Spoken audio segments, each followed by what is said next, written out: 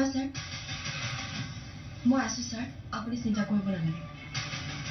নো sir মই এইটো matter 2 দিনতে ফিনিশ কৰি আছো হয় স্যাৰ মা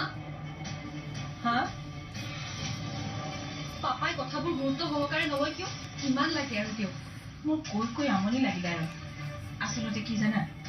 মানুহৰ যেতিয়া টকা পইচা আৰু ক্ষমতাই মূৰত ধৰে তেতিয়া সেই মানুহে মানৱীয়তা পাহৰি যায় যিকোনো এটা কামেই কৰি দিব পাৰে নিজৰ ইচ্ছা আৰু প্ৰয়োজন পূৰাবলৈ ছ'চিয়েল মিডিয়া আৰু নিউজ চেনেলসমূহত বৰ্তমান পাপা হাইলাইট হৈ আছে সমগ্ৰ অসমৰ মানুহে গালি পাৰিছে অফিচৰ আগত প্ৰতিবাদ কৰিছে আৰু ওপৰৰ পৰা মূলৈ হেঁচা পৰিছে এতিয়া যিকোনো মুহূৰ্ততে যিকোনো এটা ঘটনা ঘটি যাব পাৰে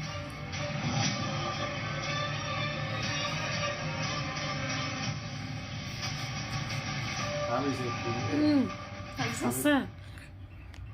বঢ়িয়াইছে